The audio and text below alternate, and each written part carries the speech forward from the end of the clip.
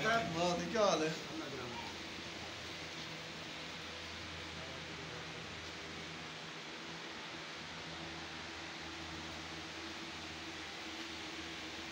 صلی اللہ رسول کریم اما بعد فاعوذ باللہ من الشیطان الرجیم بسم اللہ الرحمن الرحیم۔ سب سے پہلے میں آپ سب کا شکر گزار ہوں کہ آپ تشریف لائے۔ ہمارے دوستوں نے آپ کو اطلاع دی ہوئی تھی۔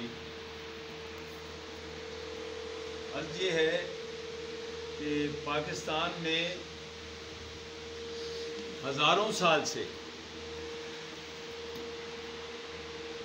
سیاست میں غلامانہ سیاست ہے۔ یہاں کچھ قابض طبقات ہیں جنہوں نے قبضہ کیا ہوا ہے۔ میں ایک دفعہ لاہور ہائی کورٹ بار میں بیٹھا ہوا تھا تو میں نے کہا کہ یہاں غلامی ہے، اس کو ہم نے ختم کرنا ہے۔ تو وہ وکیل صاحب مجھے کہتے ہیں، میرے دوست ہیں، مجھے کہنے لگے کہ وہ تو مغلوں نے بھی حکومت کی ہے، خلجیوں نے حکومت کی ہے، لودھیوں نے حکومت کی ہے۔ تو میں نے کہا پھر یہ نواز شریف بھی کر رہا ہے، یہ زرداری بھی کر رہا ہے، یہ ضیاءالحق کرتا رہا ہے، ایوب خان کرتا رہا ہے، تو اس کے خلاف آخر آپ کیوں نکلتے رہے، جدوجہد کرتے رہے؟ یہ کیا مسلمان نہیں تھے؟ اصل چیز یہ ہے کہ رب کائنات نے ہر انسان کو، وہ مسلمان ہے، وہ یہودی ہے، وہ عیسائی ہے، وہ کسی مذہب سے تعلق رکھتا ہے، کسی فرقے سے تعلق رکھتا ہے، وہ کالا ہے، وہ گورا ہے، وہ پڑھا لکھا ہے، وہ ان پڑھ ہے، سب کو رب کائنات نے دنیا میں اپنا خلیفہ بنا کے بھیجا ہے۔ اس لحاظ سے سب انسانوں کے حقوق برابر ہیں، لیکن یہاں عوام کے حقوق چھینے گئے ہیں۔ کچھ لوگوں نے قبضہ کیا ہوا ہے جنہیں عام طور پر اسٹیبلشمنٹ کہا جاتا ہے۔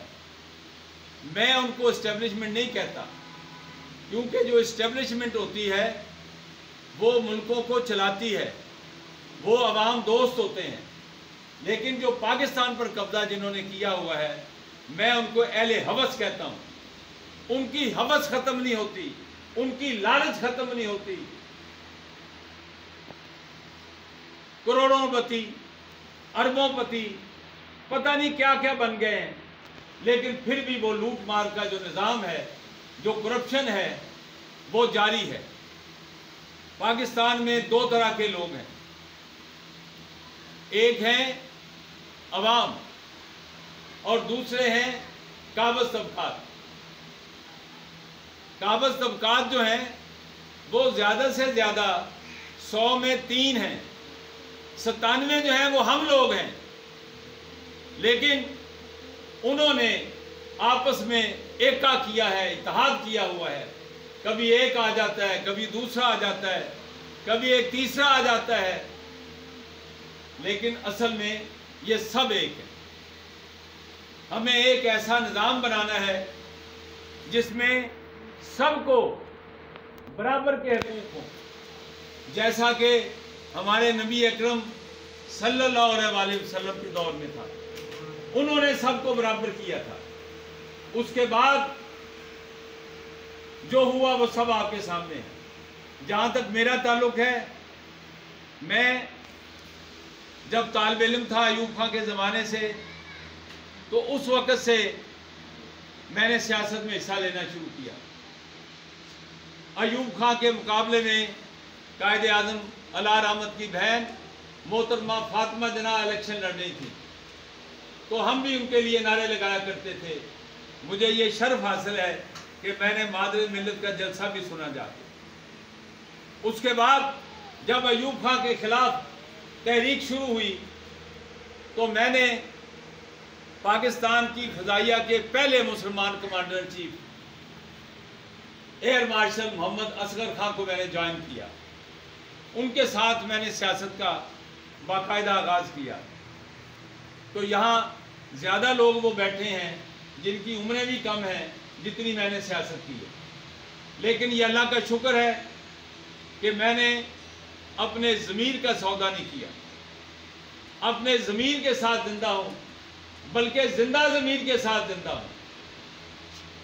یہ میاں نواز شریف یہ جب تحریک استقلال میں آئے، میں اس وقت تحریک استقلال پنجاب کا جنرل سیکرٹری تھا، اور مجھے 1977 میں جو پاکستان قومی اتحاد تھا 9 ستاروں والا، اس کا مجھے ٹکٹ ملا تھا.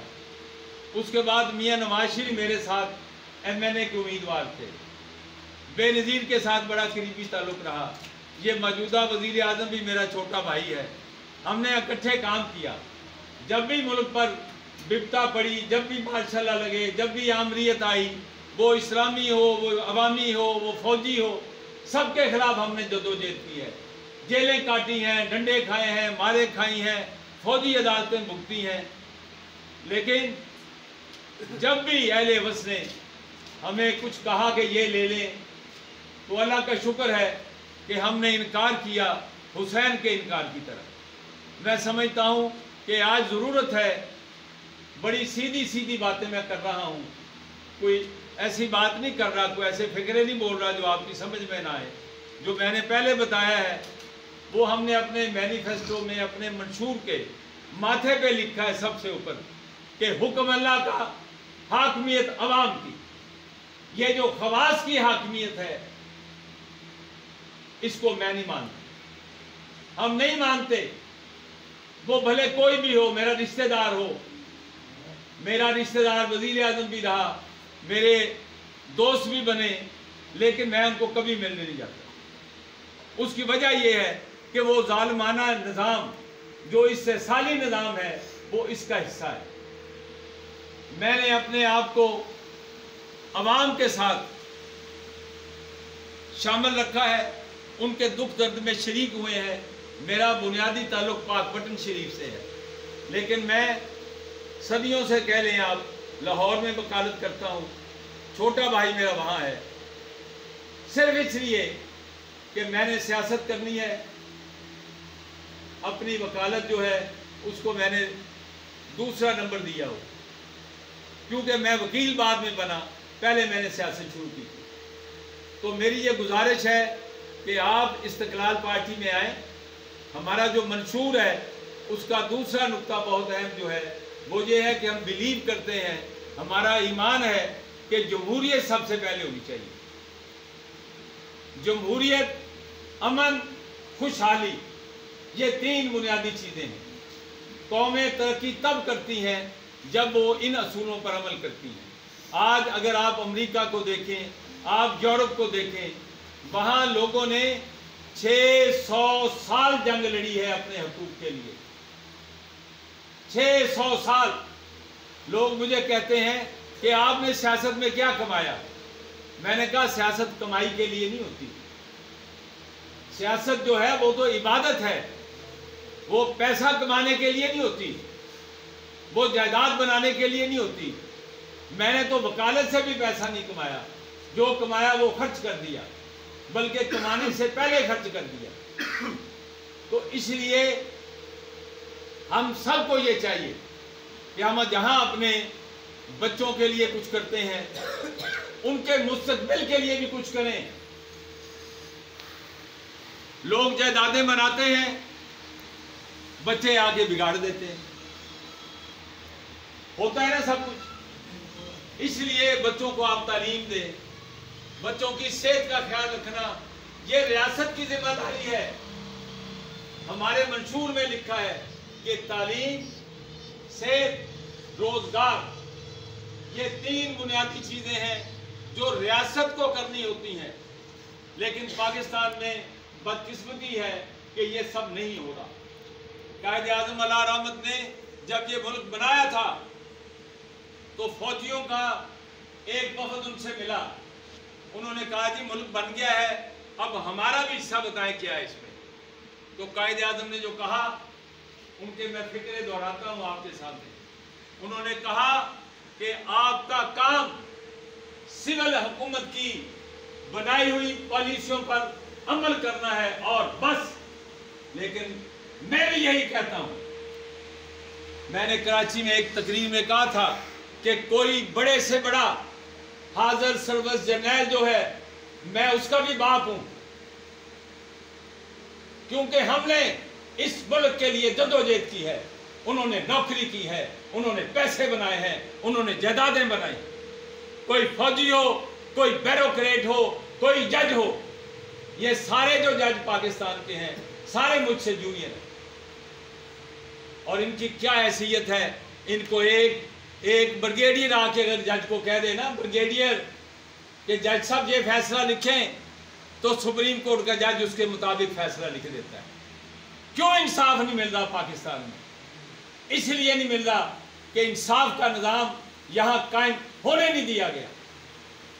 जब से अयूब खान ने 1958 में इस मुल्क पर कब्जा किया, उससे पहले कोई सियासत करने वाला बेईमान नहीं था, किसी पर कोई इल्जाम नहीं था।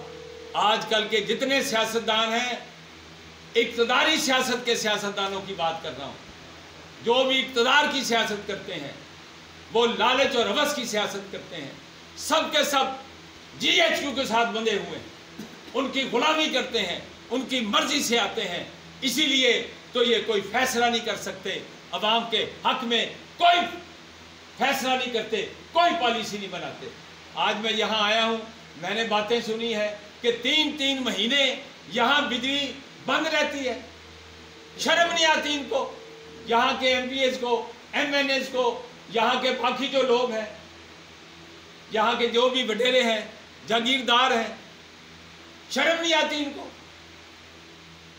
भाई आप अपने देखें, मैं आपको एक बात बताऊं, मेरे वालिद साहब ने एक ठेके पे ज़मीन ले ली। वो पठान थे, बड़े नमाजी, परहेजगार, मुत्तकी, तहज्जुद पढ़ते थे। वो वालिद साहब मेरे गए तो 2 कुर्सियां पठानों की पड़ी थी और एक मेरे वालिद साहब के लिए पड़ी। तो मेरे वालिद साहब ने कहा कि बाकी, कहते नीचे बैठेंगे सारे। मेरे वालिद साहब ने कहा, खान साहब ये नहीं होगा, ये इंसान है। सबको बराबर बिठाया उसी खान के डेरे में, और हमें क्या हुक्म दिया मेरे वालिद साहब को अल्लाह बख्शे, उन्होंने कहा कि ये आ रहे हैं वहाँ से हमारे मुजारे और मुलाजिम। हमने यहाँ तौलिया रखा, हाथ में लोटे में पानी पकड़ा, एक हाथ में साबन। मैंने कहा मियाँ गोमा साहब हाथ दुलाने मैंने आपके। वो कहता आप सैयद हैं, ये नहीं हो सकता। मैंने कहा मुझे वालिद साहब का हुक्म। हमारी ये तरबियत हुई है। हम ये चाहते हैं कि इसी तरह सबके साथ बराबरी का सलूक किया जाए, इंसान समझा जाए सबको। यहाँ तो इंसान ही नहीं मानते। तो मैं आपसे ये गुजारिश करता हूँ, बहुत से सियासी मसाइल ऐसे हैं, मसलन ये फ़ौज के जर्नैलों की तकर्रियाँ हैं, जजों की तकर्रियाँ हैं, इनकी अपॉइंटमेंट्स हैं, उस पर हमारा मौक़िफ़ है कि मेरिट पे होना चाहिए। जो सीनियर है उसको बना दें, ताकि ये वज़ीर आज़म का अख्तियार ना हो कि वो अपनी मर्ज़ी करे, अपनी पसंद के अपने जूते उठाने वाले को जर्नैल बनाए। वो जो जूते उठाने वाला होता है ना, जब वो फौज का कमांडर बन जाता है तो फिर वो उनके नाक से नीचे बोलता है, वही इनको बाद में जूतियां मारकर निकालते हैं।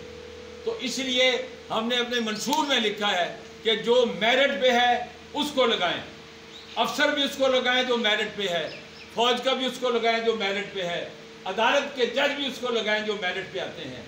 अगर मेरिट पे लोग आएंगे तो वो मेरिट पर फैसला भी करेंगे। ये चूंकि मेरिट पे नहीं आते, इसलिए ये मेरिट पर फैसला नहीं करते। हमारी जो पार्टी है इसमें पढ़े लिखे मुतवस्सत तबके के गरीब लोग शामिल हैं। हम ये नहीं कहते कि कुछ सारे अमीर जो होते हैं वो बदमाश होते हैं, वो गलत कार होते हैं, अच्छे भी लोग होते हैं। रसूल पाक सल्लल्लाहु अलैहि वसल्लम के पास अबू बकर सदीक भी थे, उनके पास हज़रत उमर भी थे, उनके पास हज़रत उस्मान भी थे, उनके पास हज़रत अली भी थे, लेकिन उनके साथ हज़रत बिलाल भी थे। गरीब भी थे, अमीर भी थे। हबशा में जब गए तो हबशा के बादशाह ने पूछा कि भाई मोहम्मद जो है उसके साथ कौन लोग हैं? उन्होंने कहा जी गरीब लोग हैं। उन्होंने कहा वो सच्चा नबी। तो गरीबों को इकट्ठा होना है, हमारे जैसों को, आपको, सबको।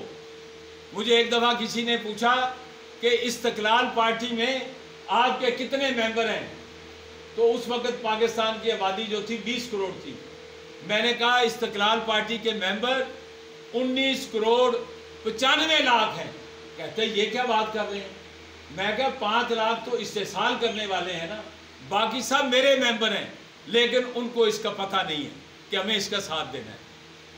वो इतना गुलामी के अंदर डूब गए हैं, उनके ऊपर इतना दबाव है कि उनको अंदाज़ा ही नहीं है कि उनके लिए कौन शख्स काम कर रहा है और उनको किसका साथ देना चाहिए। तो मैं आपका ज़्यादा वक्त नहीं लेता, मैं तो घंटों के हिसाब से तकरीर कर सकता हूँ। सिर्फ मेरी ये गुजारिश है कि आप हमारा साथ दें। हम पूरे पाकिस्तान में हमने रुकनीयत साजी शुरू की है और आइंदा इलेक्शन में इंशाअल्लाह ताला इन इस्तेसाली क़ुव्वतों के ख़िलाफ़ हम इंतखाबात में हिस्सा लेंगे। और आप सबसे गुजारिश है कि आप हमारे उम्मीदवारों को कामयाब कराएं। इसी तरह मुल्क में तब्दीली आती है। और कायदे आज़म निकले, कोई उनके साथ नहीं था, कोई बड़ी तंजीम नहीं थी। 1937 में इलेक्शन हुए, सिर्फ दो मेंबर पंजाब असम्बली के मुंतखब हुए थे। कायदे आज़म ऑल इंडिया मुस्लिम लीग के सदर थे, अलामा इकबाल, डॉक्टर अलामा इकबाल पंजाब के सदर थे। सिर्फ 2 मेंबर मुंतखब हुए, उनमें से भी एक ने शाम को ऐलान कर दिया कि मेरा मुस्लिम लीग से अब कोई ताल्लुक नहीं है। लेकिन उसी मुस्लिम लीग ने 10 साल के अंदर पाकिस्तान बना लिया था, क्योंकि उनकी डायरेक्शन सही थी, उनका नुक्ता नज़र ठीक था, लोगों तक कायदे आज़म की आवाज़ पहुंच गई। हालांकि कभी यहाँ कायदे आज़म आए थे, वो तो इस इलाके से कभी नहीं गुजरे, लेकिन लोगों तक उसकी आवाज़ पहुंच गई। अब तो जनाब मीडिया का ज़माना है, सोशल मीडिया है, आपके पास मोटरसाइकिलें हैं। उस वक़्त तो कुछ नहीं होता था, लेकिन अवाम ने, उस वक़्त के मुसलमानों ने, उस वक़्त के नौजवानों ने, उस वक़्त के बुज़ुर्गों ने, सब ने उसको पाकिस्तान बनाने की तहरीक को कामयाब कराया। तो आप अब ज़रूरत है, इसी तरह मैं ज़ुल्फ़िकार अली भुट्टो के साथ कभी नहीं रहा, लेकिन जब ज़ुल्फ़िकार अली भुट्टो ने नारा लगाया तो वो कहाँ गया था, वो भी सबके पास नहीं गया, लेकिन उसका पैगाम पहुंच गया कि ये यार हमारे लिए कुछ करना चाहता है, तो लोगों ने उसको कामयाब कराया। जब उसने तमाम वडेरे और जागीरदार इकट्ठे करके पार्टी में शामिल कर लिए और अवाम के साथ अपना रिश्ता तोड़ दिया, तो वही ज़ुल्फ़िकार अली भुट्टो जो था, जब उसको पुलिस लेके जाती थी जेल से हाई कोर्ट में, लाहौर हाई कोर्ट में, तो 3 सिपाही होते थे, उसको छुड़ाने के लिए कोई नहीं आया था। हमें उसकी फांसी लगने पे खुशी नहीं है, हमें अफसोस है, लेकिन मैं एक बात बता रहा हूं कि जो अवाम का साथ छोड़ देता है, अवाम उसका साथ छोड़ देती है। अभी ये इमरान खान है, इसने नारा लगाया तब्दीली का। मुझे लोगों ने कहा, मैंने कहा मैं इसकी मुखालफत नहीं करूंगा। उन्होंने कहा क्यों नहीं करोगे? मैंने कहा कि हमने 1975 में कहा था कि चेहरे नहीं निज़ाम को बदलो। 1975 में एयर मार्शल असगर खान ने नारा लगाया था, आज भी हमारे मंशूर पे वो लिखा हुआ कि चेहरे नहीं निज़ाम को बदलो, जुल्म की सुबह शाम को बदलो, जागीरदारी समाज को बदलो और लूट घसूट के राज को बदलो। मैंने कहा कि हमने 4 बातें की थी, ये एक बात तो कर रहा है ना निज़ाम बदलने की, तो चलें ठीक है। लेकिन लोग मुझे कहते थे उसके साथ शामिल हो जाओ। मैंने कहा मैं इसको जानता हूँ। कहते क्या जानते हो? मैंने कहा झूठा है, मक्कार है, मैं इसको ज़ाती तौर पे जानता हूँ। और उसने वही किया। अब 4था साल शुरू हो गया है। गौर करें महंगाई कहाँ है, कहाँ से कहाँ चली गई। जो डॉलर है वो 100 रुपये का था, अब 170 रुपये का है। इन 3 सालों में 70 रुपये का फर्क पड़ गया। उसी के हिसाब से महंगाई होनी है, अफरात ज़र होनी है। ये जो करप्शन है सरकारी महकमे कह रहे हैं कि करप्शन 300 गुना बढ़ गई। ये सिर्फ इसलिए है कि इक़्तिदार में वही लोग हैं जो अयूब खान के साथ थे, जो भुट्टो के साथ थे, जो ज़ियाउल हक के साथ थे, जो नवाज शरीफ के साथ थे, जो बेनज़ीर के साथ थे, जो मुशर्रफ के साथ, वही लोग हैं आज इक़्तिदार में। आप इर्द गिर्द देख लें, मैं किस किस का नाम लूँ, बहुत से लोग हैं, आप जानते हैं, मुख्तलिफ भेस बदल के आ जाते हैं। आपको ज़रूरत है कि अपने जैसों में से अपना लीडर मुंतखब करें, अपने में से अपनी क़यादत आपको खुद करनी पड़ेगी। आसमान से फरिश्ते नहीं आएंगे तब्दीली के लिए, तो आपको अपने अंदर एक जज्बा पैदा करना है और पूरे तयक्कुन के साथ, यकीन के साथ आपको आगे बढ़ना है। और ये पैगाम जो है, ये मेरा पैगाम नहीं है, दरअसल ये आने वाली इन बच्चों के लिए पैगाम है, आपके लिए भी है। अगरचे हम लोग तो बोनस पे हैं, हमारा तो पता नहीं कब ऐलान हो जाएगा कि मंजूर गिलानी का आ जाए जी इतने बजे जनाजा है, वो भी पता नहीं होगा या नहीं होगा, पता नहीं क्या होगा, ये तो रब को मंजूर है, रब को पता है। लेकिन हम जाते जाते अगर कुछ कर सकते हैं इस कौम के लिए तो करना चाहिए, यही मेरा पैगाम है। वो कहते हैं, किसी शायर ने कहा है गुर्बत के बारे में कि अफलास ज़दा दहकानों के हल बैल बिके खलियान बिके। अफलास ज़दा दहकानों के हल बैल बिके खलियान बिके, और जीने की तमन्ना की खातिर जीने ही के सब सामान बिके।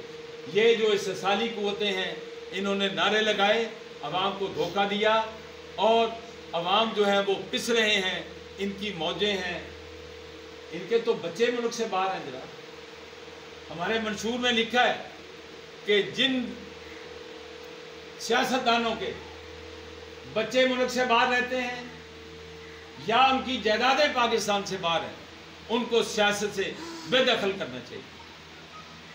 सबके बच्चे मुल्क से बाहर हैं, सबकी जायदादें मुल्क से बाहर हैं, इनको क्या मुल्क से प्यार है?